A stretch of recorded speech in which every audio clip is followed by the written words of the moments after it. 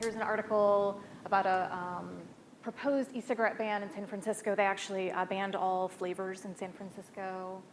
Another article from the New York Times about e-cigarettes and their use in helping people quit smoking. So lots and lots of stories in the news. Oh, and we also hear a lot about e-cigarette batteries exploding and people ending up in the ER. That does seem to happen with more frequency than I would like. In addition to the news, well, we hear a lot about Joule. I'll talk about Joule, but we hear a lot on social media. So Joule has been very active, particularly on Instagram. So here on your right, you can see one image from Instagram, but there are others. So here is an image just on Instagram about all of the Joules and other e-cigarette devices that were confiscated at one high school. Kids get really creative with this product. So here's, again, another hiding Joules in a book. This is one of my favorites, so hiding Joule in a Sharpie, again, so you can use it without being detected. If you're looking for more images like this, you can go to Instagram and look for the hashtag #DoItForJoule or DI4J. Or if you don't have Instagram, I don't do Instagram, but I found out you can just Google this, Instagram and Do It for Joule, and there's all kinds of horrifying to me images. Okay, but you might be thinking, that's great, Allison, that's the news, that's social media. Could you actually show us some data about this topic? And I like graphs, so I thought I would show you a graph. First of all, I want to start out with past 30-day use of cigarettes among US high school students. And what you're looking at here is data from the National Youth Tobacco Survey. This is a nationally representative survey of young people in the United States. And they first started collecting data in 1998, and they do this survey every year, every other year. So what you're looking at here first is past 30-day use of cigarettes, and this is any young person who's used at least one cigarette in the past 30 days. So the percentages have been going down over time, which is really great. It's really great to see all the work that people in public health have been doing to reduce cigarette use among high school students. Then here's e-cigarettes. Or vapes. And they just started measuring this in 2011 because e-cigarettes or vapes really only came onto the US market in about 2007. But you can see there's been a huge increase in past 30-day use of e-cigarettes among US high school students. It went up for a while. It seemed to level off a little bit in 2016 and 2017. We were wondering what was going on. And then in 2018, huge increase. So really big increase. So now e-cigarettes or vapes are the most frequently used tobacco product among US high school students. And does anybody want to take a guess as to why in 2018 there has been such a huge increase? Any one particular product that maybe might be responsible for that? Yeah, I think probably Joule. I don't have proof for that, but that may be why. Okay, so that brings me to point number one. The first thing you should need to remember about e-cigarettes is that use has increased tremendously, particularly among young people. Now, you do see increases among adults as well, but it's just not nearly as dramatic as what you see among young people. Okay, so the second thing that's important to know about e-cigarettes, if those statistics were not disturbing enough by themselves, there's more and more research coming out showing that young people who initiate with e-cigarettes are at risk for progressing to combustible cigarette smoking. And this just isn't one research study that has shown this. It's study after study after study after study showing the same thing, that there is this risk for these young people. Many studies. So that's really disturbing because, again, everyone has done so much work to try to reduce combustible cigarette use among young people, and the fear is that those rates of combustible cigarette use will start to go up. We don't know yet, but that's what people are concerned about. Okay, third important thing to know about e-cigarettes or vapes. This is a class of products with many different names. So e-cigarettes or vapes are not one thing, they are many different things. So here's one image. This actually is kind of an old image by this point from a couple years ago, just showing the variability that's out there. So on your left, you can see e-cigarettes that some people call cig-alikes. They look sort of like a cigarette. This is what you might find in a convenience store or gas station. But then there's all different other kinds of types of e-cigarettes, all different shapes and sizes. Here's another image from a recent Surgeon General's report. Again, just to show you about there's a tremendous variability with these products.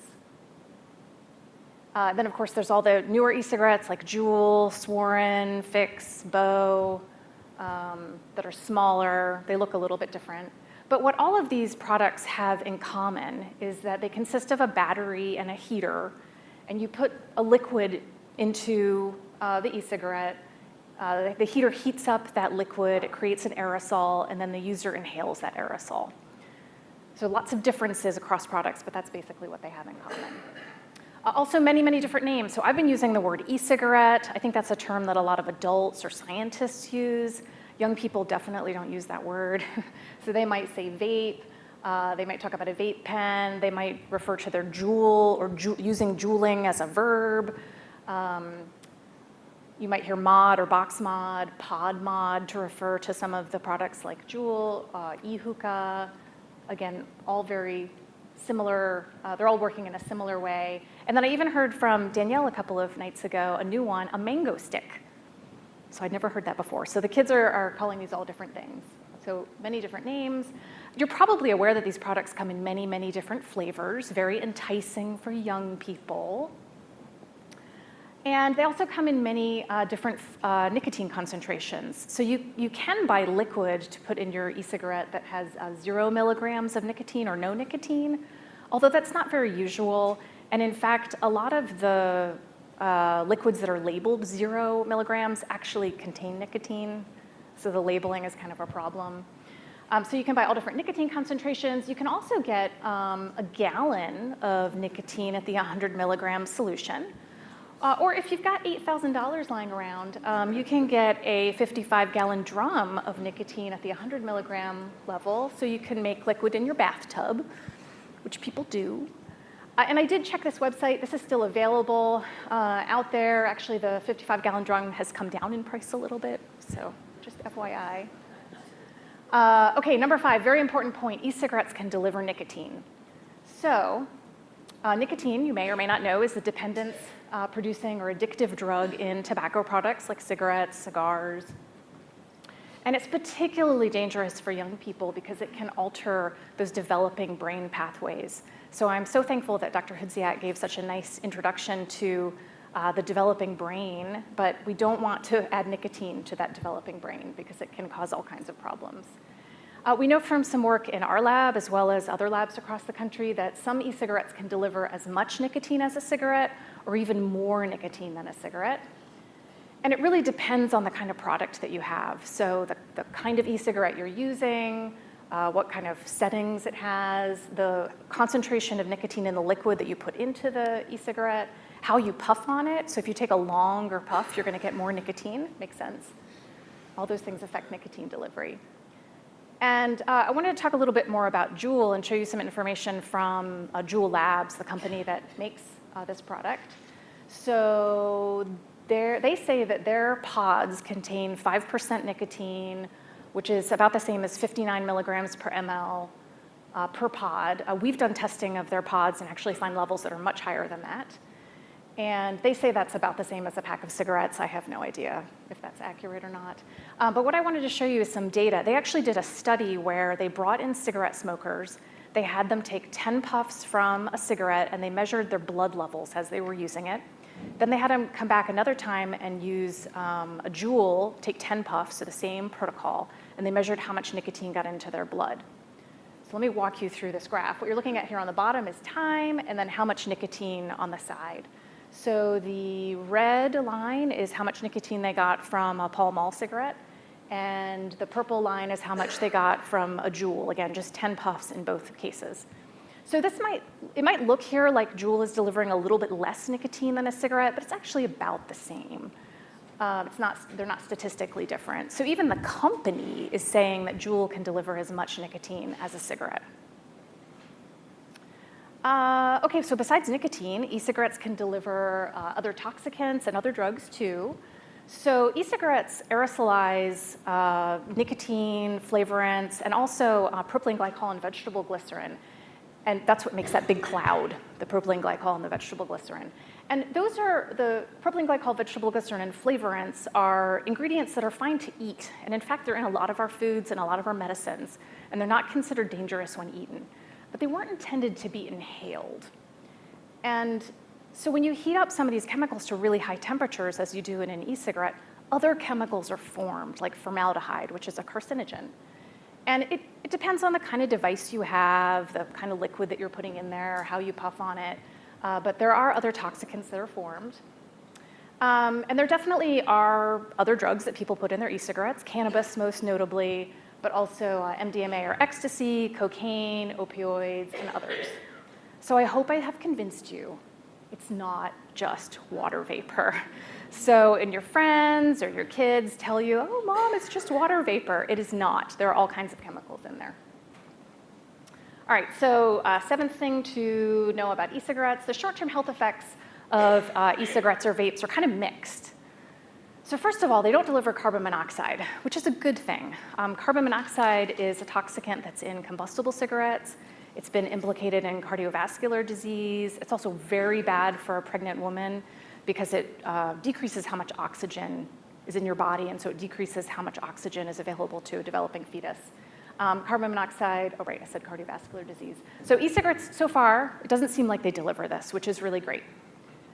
Also, some of the carcinogens that are present in cigarettes are present in e-cigarettes, but in much, much, much lower levels. So that's also positive.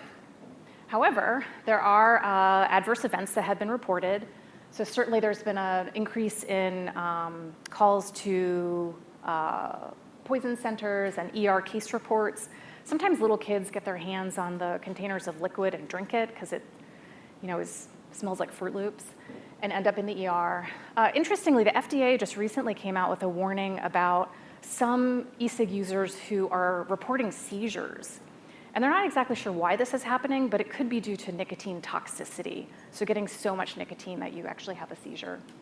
There have been case reports of several kinds of pneumonia where the physicians believe that the patient's pneumonia is directly related to their e-cigarette use.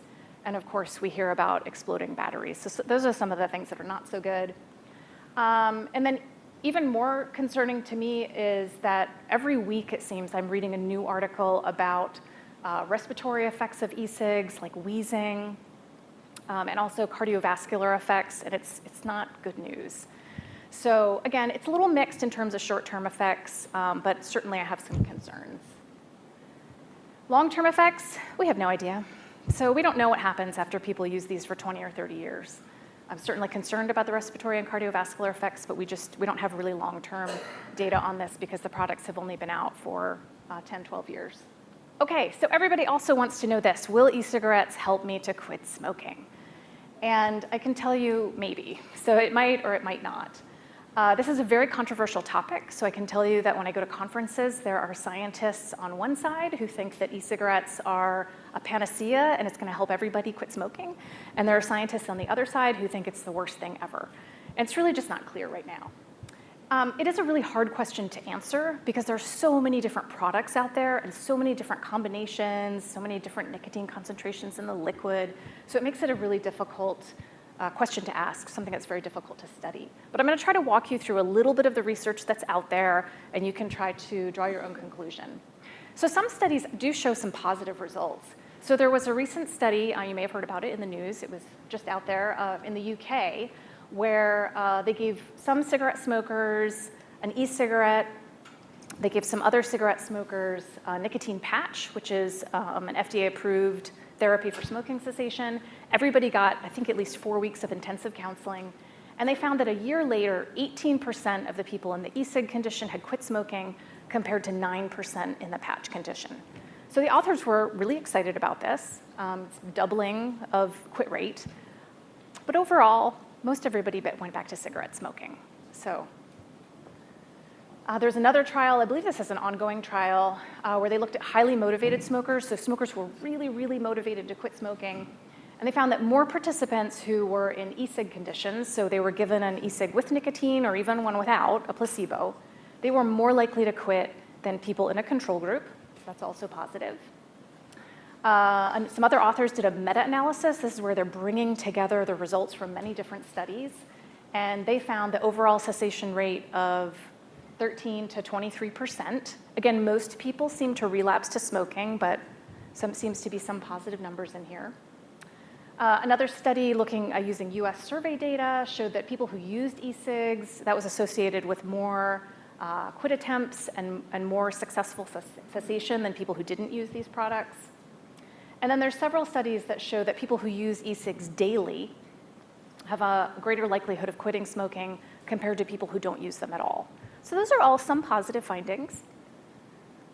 On the other hand, there are studies that show less positive results. So there was a study done in New Zealand a few years ago showing that they gave some people an e-cigarette to quit smoking, some people got the nicotine patch, and the numbers were about the same, and almost nobody quit smoking anyway. Some other researchers in the UK looked at the population level between use of cigarettes and cigarettes smoked per day, and they found no association at all. Another interesting study, I think this is also US data, they found that e-cig users were more likely to quit than people who'd never used these products, but they were also more likely to relapse to cigarette smoking over time. And then there was another meta-analysis that came out a few years ago. Again, they're bringing together data from lots of different studies, and they concluded that e-cig users were actually less likely to quit smoking. So are you confused yet? Right, it's not clear, we don't know. I remain hopeful that the right kind of device paired with the right kind of person, perhaps a highly motivated smoker, could help some people to quit smoking, but right now it's not clear. And in any case, even if that is an effective, or if that is an effective therapy, I think it'll be important to then get people off of the e-cigarettes as quickly as possible, again, because we don't know what those long-term effects are. Okay, so last point, number 10, regulation is coming. So in 2009, President Obama signed the Family Smoking Prevention and Tobacco Control Act into law. This was very exciting because before then, there was very little regulation of the tobacco industry, and they could pretty much do whatever they wanted. So this, at that time in 2009, it gave FDA oversight over some tobacco products, including cigarettes, and they put some rules into place at that time. And then in 2016, e-cigs and some other tobacco products like water pipe were covered. And I can tell you it's very, very slow, but the regulations are coming.